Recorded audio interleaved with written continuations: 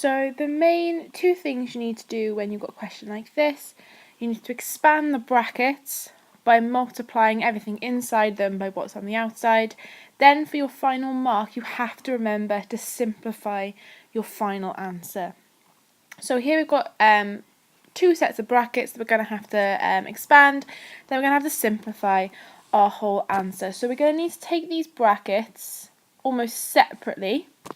So sometimes it's good to just highlight that, making sure you include this sign here in your second bracket. It's not so important when it's a positive, but it gets more important when it's negative. So just get into the habit of doing that all the time.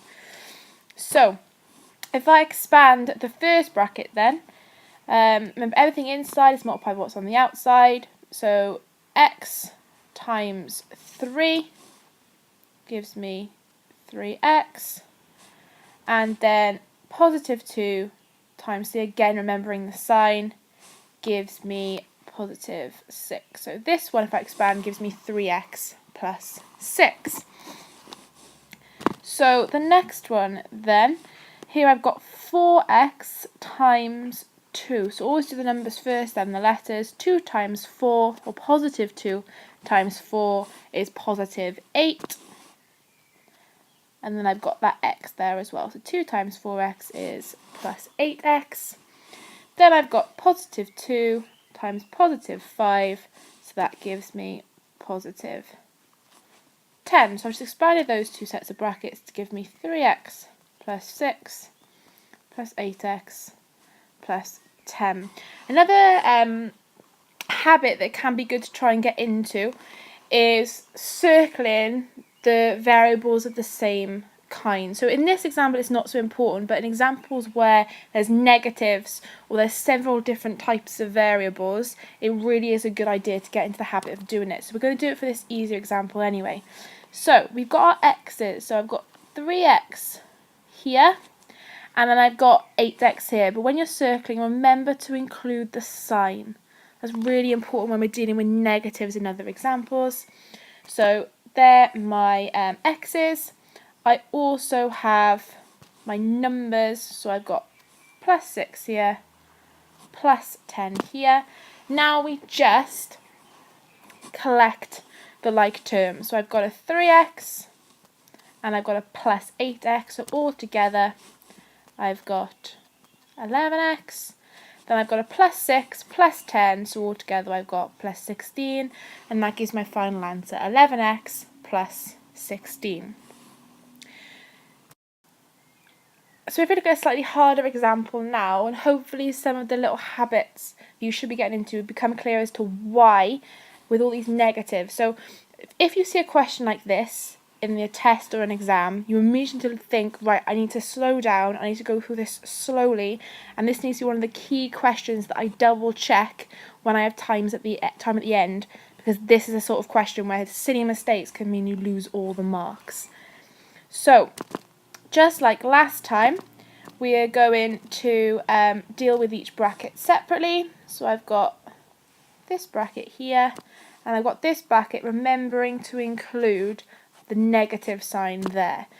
So if I expand this first bracket then, I'm going to have 2 times 5x, so that just gives me 10x. I'm then going to have 2 times negative 2y. So 2 times minus 2 is minus 4. So 2 times negative 2y is minus 4y. So being careful with our signs. Going on to the second bracket then, remembering that everything inside is going to be multiplied by minus 3, negative 3. So negative 3 multiplied by 2x gives me minus 6x. Right, this is where you need to be really careful. Minus 3 times minus 6y. So negative 3 times negative 6. If you multiply two negative numbers together, it turns them into a positive. So negative 3 times negative 6y will give you positive 18y. And that's where a lot of people are going to start making some mistakes.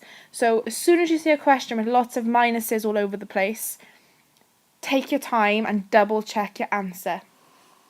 Okay, so we've now got 10x minus 4y minus 6x plus 18y.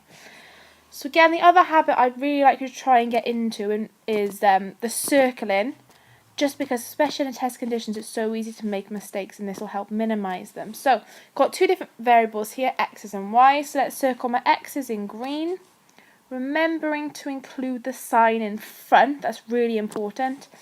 And then my y's can go in purple, again remembering to include the signs, really important.